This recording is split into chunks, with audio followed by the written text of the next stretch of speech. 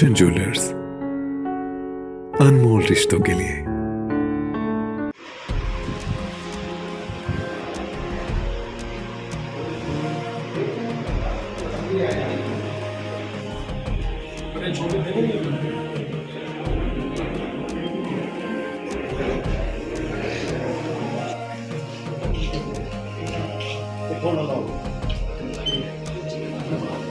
ले जल्दी।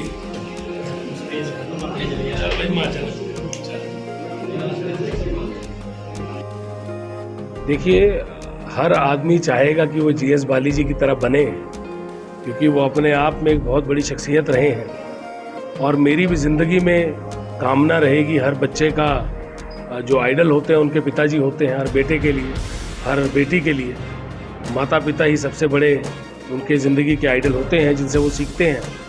तो मैं निश्चित तौर पे मानता हूँ कि हिमाचल प्रदेश के बहुत सारे युवाओं ने पिताजी से सीखा है, और निश्चित तौर पे मानता हूँ कि बहुत से युवा, लाखों युवा हिमाचल प्रदेश के जिस तरह का उनको हमेशा प्यार मिला है, वो उनकी तरह ज़रूर बनना चाहते हैं, और मैं भी उनमें से एक हूँ। और मेरी कोशिश रहेगी जीवन में कि उनके सिद्धांतों को लेके, उनकी बातों को लेके, उनके किए हुए कामों को लेके, और जिस तरह से वो अपना जीवन जीते थे, उन्होंने हमेशा निडरता से, हमेशा भावना से, लोगों के आदर सम्मान से, और अपनी बात पूरी करवाने तक, आखिरी पंक्ति में जो आखिरी व्यक्ति खड़ा है उसको पहचानने तक, और जो भी कार्य लिया उसको लक्ष्य बना के पूरा करने तक उन्होंने काम किया। और अपनी बात निडरता से रखी, बेबाक रखी, और हमेशा सही तरफ को उन्होंने, सही दिशा की तरफ देखा। उन्होंने नेगेटिव पॉलिटिक्स नहीं की, लोगों के उत्थान की बात की, बेरोजगारों को रोजगार की बात की। उन्होंने लोगों को विकास की एक नई परिभाषा, नई गाथा सिखाई। उन्हीं पदचिन्हों पे चलना है, सच्चाई के पदचिन्हों पे चलना है। और लोगों ने एक विश्वास मेरे ऊपर जो अपना दिखाया है, जिसके तहत उन्होंने सबने, मैं तो उनसे दरख्वास्त करता रहा कि अभी मुझे बहुत दर्द से निकल रहे हैं, तो अभी आप मुझे इस बार थोड़ा सा समय दीजिए। पर लोगों ने कहा नहीं, ये समय नहीं मिल सकता, बहुत काम करना है। तो पिताजी के काम को आगे बढ़ाना है, नगरोटा की पहचान पूरे हिमाचल प्रदेश में हो। और जीएस बाली जी ने जो काम पूरे हिमाचल में किया, और हर हिमाचल की विधानसभा में जीएस बाली जी ने अपने काम से अपना लोहा मनवाया, उसी तरह अपने विधानसभा क्षेत्र को हम सींचे और उनके कामों को आगे लेके जाएं, और विधानसभा का नाम जो है नगरोटा बगुआ का, वो पूरे हिमाचल में दोबारा से गूंजे, ऐसी मेरी कामना है। पिताजी का आशीर्वाद हमेशा हमारे साथ है, उसी को लेकर आगे चलेंगे। देखिए, निश्चित तौर पे जो बाल मेला है ये पिताजी अनाउंस कर गए। पिताजी ने हमेशा जब बाल मेला हुआ तो ये कहा कि ये बाल मेला हमेशा निरंतर चलता रहेगा। तो जब तक सृष्टि में आशीर्वाद रहेगा हमें पिताजी का, और उनके आशीर्वाद से हम लोग तो इसको चलाएंगे। और मुझे लगता है कि अब जो ये लोग हैं बाल मेला में, हमसे ज़्यादा ये नगरोटा जो विधानसभा क्षेत्र है वो चलाता है।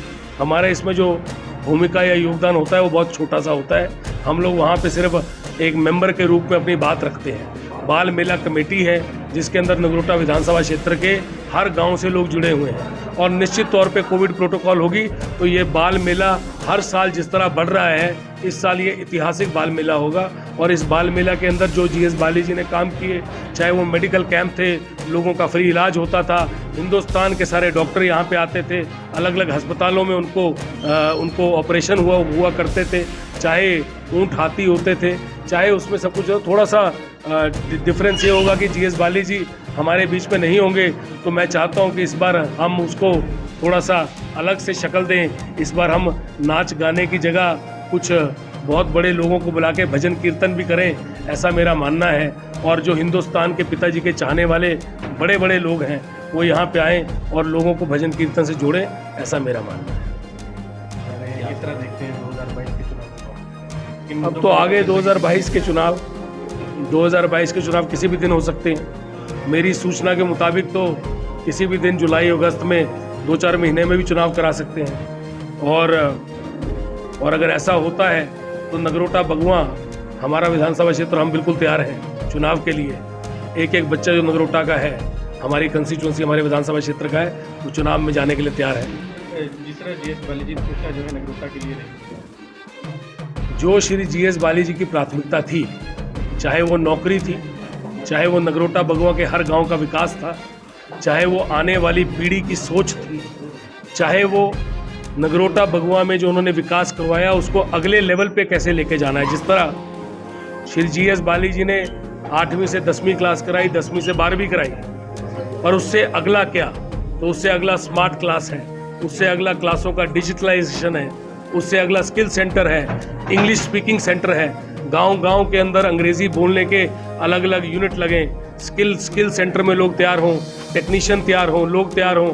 और जो 8वीं से 10वीं और 10वीं से 12वीं क्लासरूम पापा ने बनाए हैं, पिताजी ने बनाए हैं, हमारे नेता ने बनाए हैं, उन क्लासरूमों को स्मार्ट क्लास कैसे बनाना है, उनको कंप्यूटर के साथ कैसे जोड़ना है, लोगों को अंग्रेजी कैसे सिखानी है गाँव में, ताकि जो बल्दर का बच्चा बैठा हुआ है वो बॉम्बे के बच्चे के साथ उसके मेल हो सके, जो धुलू का बच्चा बैठा है वो डेनमार्क के बच्चे के साथ हो सके, जो बड़ों का बच्चा बैठा है वो बॉम्बे के बच्चे के साथ उसकी दोनों की जो, क्योंकि एक जो इंसान है उसको दिमाग भगवान ने वही दिया, हर चीज़ वही वैसी थी, पर अब बच्चों को स्किल से डेवलप करना और क्लासरूमों को डिजिटलाइजेशन से जोड़ना, स्मार्ट क्लासेस बनाना, आगे विकास कराना, ये मेरी प्राथमिकता है।